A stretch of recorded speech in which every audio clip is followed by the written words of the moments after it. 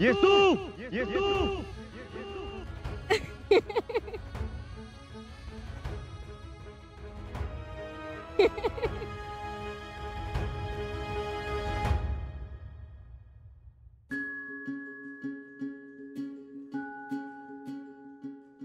पुन्हा अशी थट्टा करू नका. का? पत्नी आहात तुम्ही आमच्या. पण तुमचं लग्न तर तलवारीशी झालंय ना आधी. हो ते तर झालंच. मग आमच्यासाठी का हळवे झालात? माहित नाही. का धावलात? का पळालात? आमच्याकडे कारण नाही त्याचं. का हाका मारल्या? त्याला मात्र कारण. कोणतं कारण? एक गोष्ट लक्षात ठेव. सामर्थ्य वाचून शौर्य नाही, शौर्य वाचून पराक्रम नाही आणि पराक्रमा वाचून वैभव नाही.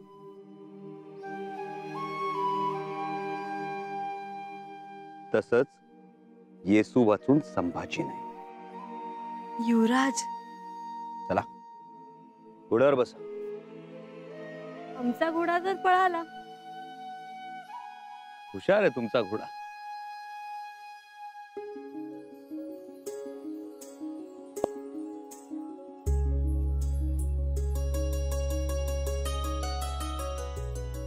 आता आम्ही कसं येणार? आमच्या पुढ्यात बसून. युवराज, आम्हाला लाज वाटते. केलेल्या चुकीची शिक्षा समजा हवी तर.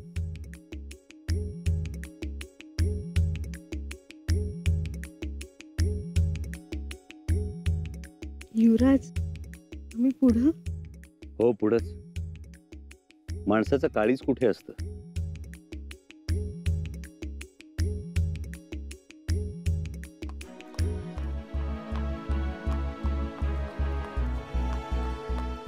आज तुमचं एक वेगळंच रूप पाहायला मिळालं आम्हाला. तुमच्यात नाही.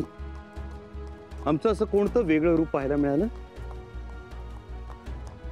पाहिलं. आजवर तुमच्यातील तापटपणा, जिद्द, राग, शौर्य पाहिलं. पण आज तुमच्यातील हळवेपणाही पाहिलं.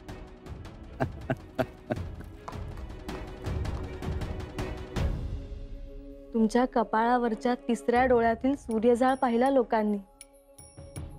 पण आज आम्ही तुमच्या माथ्यावरची गंगाही पाहिली. येसू ते भान तुम्ही आम्हाला दिलत. आम्ही? तुम्हीच. तुम्ही आम्हाला भानावर आणता.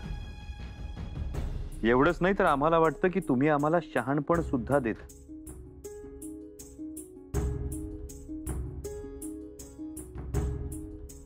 यस्या कटाक्ष मात्रेण चायन्ते विबुधा नरा. म्हणजे? नाही, काही नाही.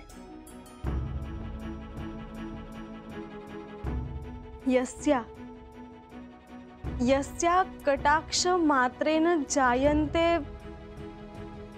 बुधभूषण ग्रंथातील श्लोक आहे ना? हो, तुम्ही वाचला? अद्भुत.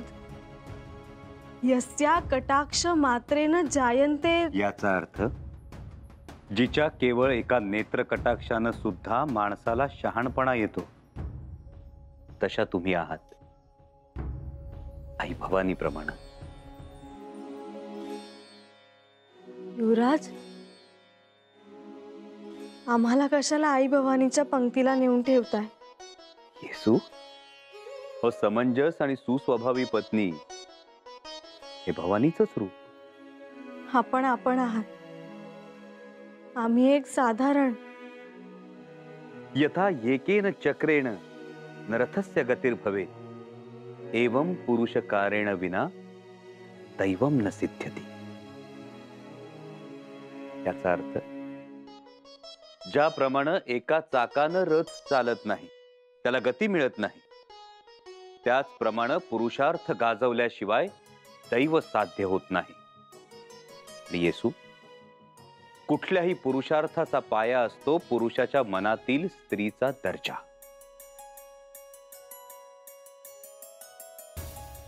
आपण दोघं दोन चाकं, समान आकार, समान धाव.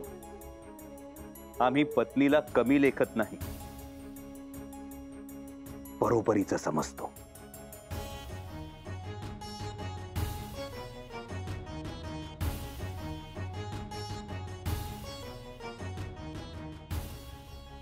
आत्ता आम्हाला समजलं तुमचं मन कशात रमतं ते, आणि कशामुळे तुम्हाला विरंगुळा मिळेल. आता बघाच तुम्ही आम्ही कशी गंमत करतो ते.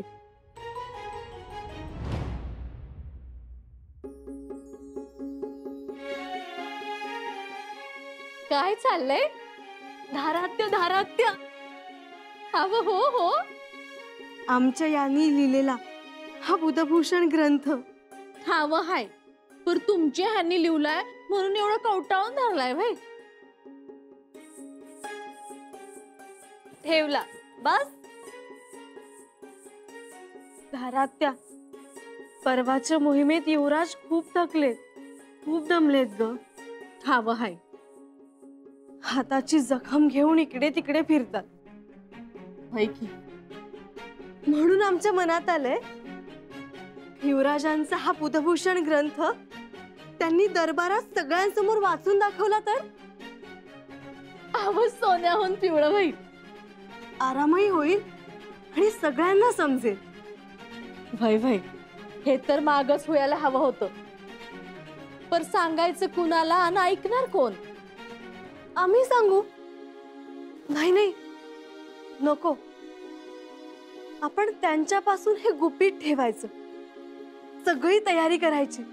राणीवशाला महाराजांना सांगायचं. प्रधानमंडळात सुद्धा माहिती द्यायची. सगळी जय्यत तयारी करायची आणि मग युवराजांना एकदम त्यांच्या आसनावर बसवायचं आणि मग म्हणायचं, वाचा. उद्या? हो, उद्या. उद्यापर्यंत त्यांना गाफील ठेवायचं. कुठेही जाऊ द्यायचं नाही. पंत, आमच्या निघण्याची तयारी करा. आम्हाला तातडीनं जायला हवं. अचानक एवढी काय तातडी? तातडी आहेच. पंत, परवा आपण तो कय्यूम खानाचा किल्ला जिंकला आणि त्या किल्ल्याचे किल्लेदार म्हणून आम्ही रुंजाजी जाधवांना नियुक्त केलं. तेव्हा अनेकांच्या भुवया उंचावल्या. मोरोपंतांनी तर विरोध सुद्धा केला आम्हाला. म्हणाले, मोगल धार्जिणा माणूस आहे, त्याच्यावर कशाला विश्वास ठेवता? पण आम्ही विश्वास ठेवलाच. आबासाहेबांची नीती अवलंबली आणि ती सार्थ ठरली. झाले काय? निराजी काका, झालं असं की आम्ही कय्यूम खानाशी तातडीनं लढाईचा निर्णय घेतला. त्याचं कारण होतं किल्ल्यावर पोहोचणाऱ्या महाकाय तोफा. त्या तोफा किल्ल्यावर पोहोचण्याआधी किल्ला घेणं गरजेचं होतं. आपण तो घेतलाच होता, पण तोफा घेऊन येणाऱ्या पथकाला लढाईची खबर मिळाली. ते पथक तिथेच थांबलं, माघारी जाऊ लागलं. दरम्यान रुंजाजीरावांना किल्लेदार नेमून आम्ही रायगडावर आलो. रुंजाजीरावांनी एक अफलातून खेळी खेळली. तोफा माघारी जाऊ नयेत म्हणून त्यांनी कय्यूम खानाचं दस्तखत करून एक पत्र पाठवलं. लढाई कय्यूम खानाने जिंकलीये, किल्ला मोगल हातीच राहिलाय, त्यामुळे निसंशयपणे तोफा घेऊन किल्ल्यावर रुजू व्हावं. वाह! पत्र वाचून तोफा किल्ल्यावर रुजू झाल्या आणि रुंजाजीरावांनी 2-3 दिवसात त्या बुरुजावर चढवल्या सुद्धा. हे रुंजाजीरावांनी मोठेच काम केले. रुंजाजीरावांच्या कामगिरीमुळे झुंजारगड आता अभेद्य झाला. रुंजाजीरावांनी आम्हाला किल्ल्यावर बोलावलंय. तोफांच्या माऱ्याची दिशा ठरवण्यासाठी आणि तोफगोळ्याचं अंतर निश्चित करण्यासाठी. त्यासाठी निघावं लागेल. अहो, या तिघांचाही गडावर पाय ठरत नाही. महाराजांनी तर वाऱ्याशी सुलूक साधलाय. शंभूराजे त्यांच्याच पावलावर पाऊल टाकतात आणि छोटे युवराज तर काय लाडाचा पेढा झाले. हो ना, त्यांच्या कमरेचं माप मिळालं असतं तर करदोडा घडवायला दिला असता. सुनबाईंच्या महाली असतील. येतो आम्ही. बघा, सुनबाईंचं नाव घेतलं आणि सुनबाई हजर. बाळराजे काही आमच्या महाली नाही, पण युवराजांबरोबर असतील. असू द्या. आपण काय येणं केलं? आमचं येणं झालं ते तुमचा होकार घेण्यासाठी. आमचा होकार? कशाबद्दल होकार पाहिजे? आमच्या मनात आलं युवराजांनी बुधभूषणचं वाचन करावं दरबारात, सगळ्यांसमोर. पण एवढं काय महत्वाचं लिहिलंय त्यात? एवढी सुंदर काव्यरचना केलीये की तुम्हाला महाकवी कालिदास, संत ज्ञानेश्वर, संत तुकारामांची आठवण होईल. अगं बाई, काय सांगताय सुनबाई? ज्ञानाचा अमृत कुंभ आहे बुधभूषण. मनुष्य कसा असावा, मित्र कसे असावेत, मंत्री कसे असावेत, राज्य कसे सांभाळावे, शत्रू कसा ओळखावा, नीतिमत्ता, धैर्य, निष्ठा कशी असावी, गज परीक्षा, गड परीक्षा, अश्व परीक्षा. थोरल्या महाराजांवर काव्य केलंय. अनेक उद्बोधक रंजक माहिती. एवढं सगळं आहे बुधभूषण मध्ये. हो, युवराजांच्या मनात प्रतिभा अवतरली आणि ती अक्षर रूपानं कागदावर उमटली. पण ती सगळ्यांपर्यंत जायला हवी. हर एकाच्या मनात ती रुजली पाहिजेत. मग रुजवा, आम्ही तुमच्या पाठीशी आहोत. दरबारातच होऊ द्या वाचन. आमचा होकार आहे. आमचाही. महाराजांना सांगा आणि सगळ्यांना निरोप द्या. सांगा, पण शंभूराजे हाती लागतील का हे आधी बघा. आजकाल घोड्याच्या पाठीवरून जिन काढलंच जात नाही म्हणून म्हटलं. नाही, त्याची अडचण येणार नाही. ते असतील उद्या, आणि तसंही आम्हाला सांगितल्याशिवाय ते कुठेही जाणार नाही. पण याविषयी त्यांना कोणतीही कल्पना द्यायची नाही असं ठरलंय. सगळी सिद्धता झाली की अचानक त्यांना बसवायचं वाचायला. पंत, आमच्या घोड्याचं जीन कसून तयार ठेवा. आम्ही निघतो आहोत. आपण उद्या निघणार होतात ना? हो, पण गडावर सरदार गोलंदे आलेत. आणि सरदार गोलंदे म्हणजे तोफांचे मोठे जाणकार. वाटेनं गप्पाही होतील आणि आम्हाला सुद्धा युक्तीच्या 4 गोष्टी त्यांच्याकडून शिकता येतील. ते आत्ता निघालेत कारण त्यांना शिष्याची भट्टी लावायची आहे. शिष्याच्या रसात तोफा बसवायच्यात म्हणतात ते. आपण सकाळी निघालात तरी चालेल. गेलो असतो बरोबर. शिवाय हाताला जखम झालेली, आज आराम मिळाला असता. असं म्हणता? कारण राणेसाहेबांचा निरोप घ्यायला गेलात तर चौकशी होणार. त्यापेक्षा पहाटे पहाटे गड उतारवा. मग आमचं एक पथक तयार ठेव. आम्ही भल्या पहाटेच गड उतार होऊ. जाणे जरुरीचेच आहे. हो, कारण त्या तोफांपैकी एका तोफेचं तोंड आम्हाला एका गुप्त मार्गाकडे करून ठेवायचं, किल्ल्याच्या दक्षिण कड्याच्या बाजूला. तो मार्ग फक्त आम्हालाच ठाऊक आहे, त्यामुळे जाणं गरजेचं आहे. जी. निराजी पंत, आमचा पवन जीन कसून तयार ठेवा. कोणत्याही परिस्थितीत भल्या पहाटे आम्ही गड उतार होणार. बस बस ते आता. हावरा का पटापट.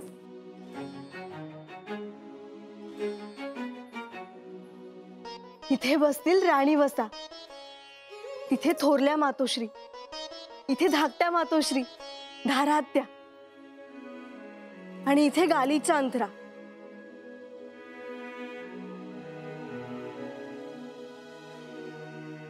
इथे बसतील गडावरची मंडळी, मावळे. इथं सतरंजी हातरते. नाही, गालीचा टाका. अव चाकर माणसं आहेत ती, बसत्याल की. भुईवर बी बसतात. चाकर नाही, स्वराज्याचे सेवक. स्वराज्याचे सेवकही गालिच्यावरच बसले पाहिजे. गालिचा टाका.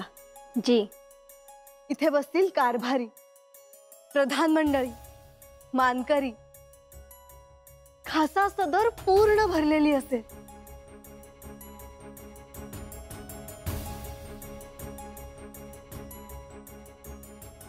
इथे बसतील महाराज.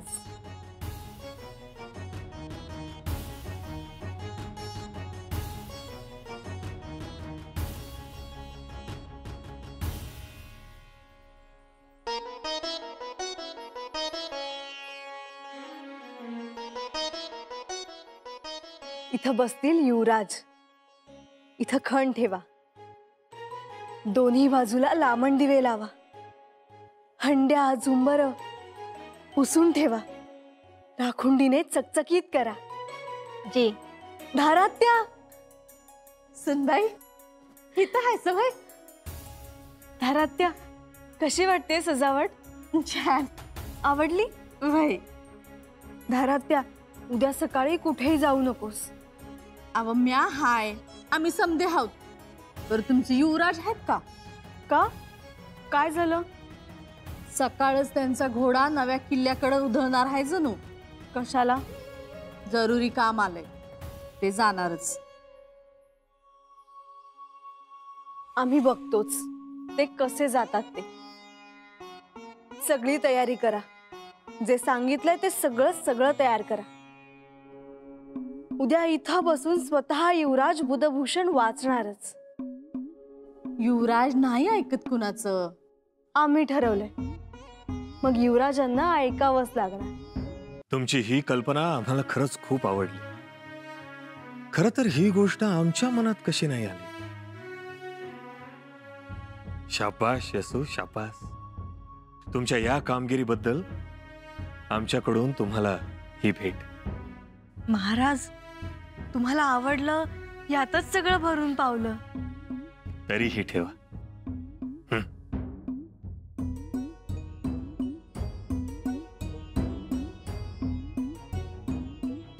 तुमची ही कल्पना खरंच खूप छान आहे. बुधभूषणाचं सार्वत्रिक वाचन, आणि ते देखील ज्यांनी बुधभूषण लिहिलंय साक्षात त्यांच्याच मुखातून. वा वा वा, हे खरं तर मोठी पर्वणीच.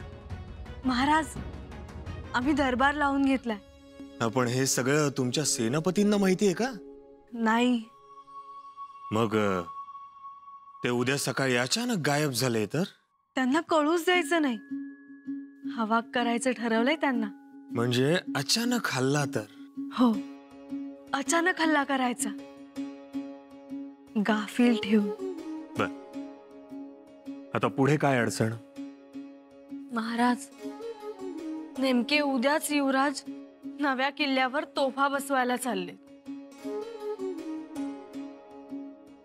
झालं. मग कसले थांबतायत ते? पण मग ते गेले तर आम्ही भांडणार त्यांच्याशी.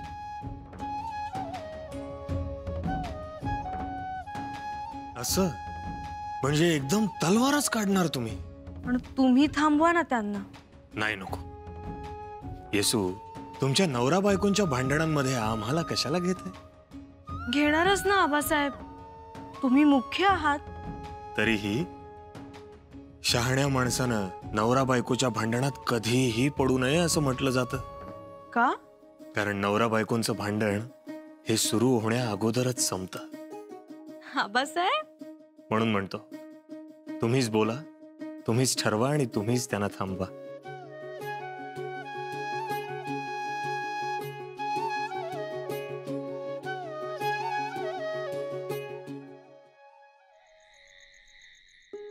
सावध खेळा, नाहीतर हराल.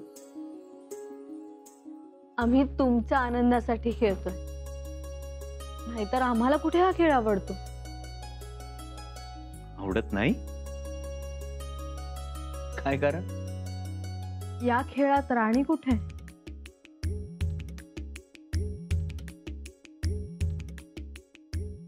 सगळे राजा, वजीर, उंट, घोडा, सैनिक,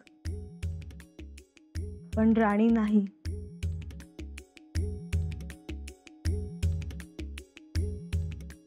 हे लक्षातच आलं नाही आमच्या. आमच्या केव्हाच लक्षात आलं, पण तरीही खेळतो, तुम्हाला आनंद मिळावा म्हणून. नाहीतर नाही आवडत आम्हाला हा खेळ. म्हणजे मनाविरुद्ध खेळ. मनाविरुद्ध पण तुमच्या आनंदासाठी. तुम्ही म्हणालात ना खेळा, म्हणून बसलो. आणि तसंही तुम्ही ऐकताच की आमचं. थांबा म्हटलं की थांबता, जाऊ नका म्हटलं की नाही जात. ऐकायला तर पाहिजेच युवराजनींचं. उद्या कुठेही जाऊ नका.